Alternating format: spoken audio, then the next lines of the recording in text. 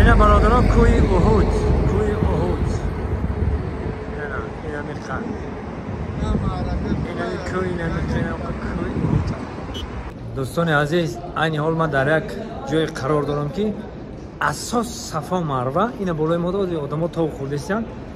برادرم اکی دوست عزیزم سلام علیکم زنده و سربلند باشه. این میدونید که ما الان جای همین انیق صفا مروه میبرم. اینجا همین آشونه پایان شهر راست میرم اینا صفا مروه پیش هم میریم. اینجا اینا هیچ کنه با قول تعبیر مردم تاجیک پدول میگن. اینجا همچون پدول برای نمازگاه استفاده میشود، ولی آشیانه اساسی صفا و مروه همینجا است که ما در قسمت نوک صفا و مروه میگردیم و این آشیانه اولش یعنی یک آشیانش به قسمت پدولش پوشانیده شده برای گذاشتن نماز و مردم قالین در زمین پرفتگان. ولی در زمانهای قدیم یعنی همون زمان حضرت هاجر مادرمان، حضرت هاجر مادرمان در انا همین زمین همین آشیانه قدم زدگی هستند و این ای کوه که ما میبینیم به شکل بلند مروه نام دارد. انا برادران دیدن که جای کوه انا آمده ما پیشی سنگی مروه ها اینجا کوه مروه اونجا اون طرفش صفا. بله اینا صفا مروه اینا هی همون طرف 450 متر.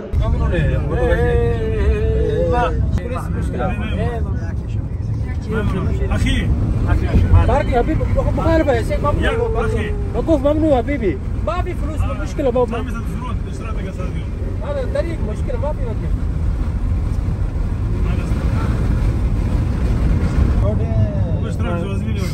ایمونو رو دیدیم باشو. ها دوستای عزیز اینجا جای آوی زمزم هست. این رو باروی زمزم نگاه خلای با حشمات. الله اکبر الله اکبر الله اکبر الله اکبر الله اکبر الله اکبر الله اکبر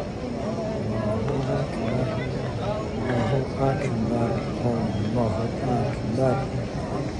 همه قدر آدم بسیاره این بینه آدم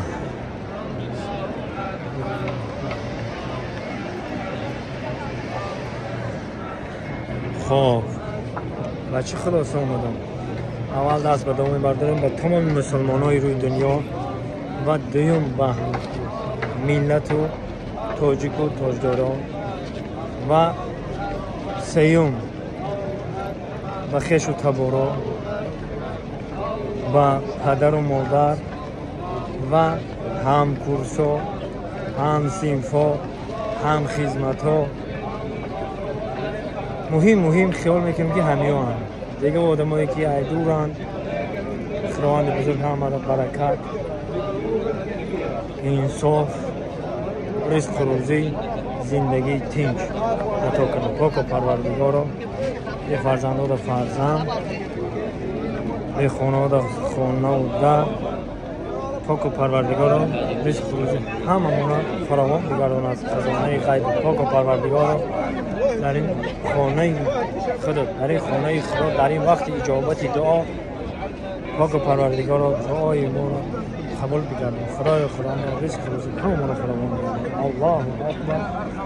واقع پناه همه بخت خدا خداوند بزرگ به خانه زیباش همه تا تکرار به تکرار دعوت کنید. خدا نگهبان. أعوذ بك من سخطك والنار اللهم إني أعوذ بك لا إله إلا الله.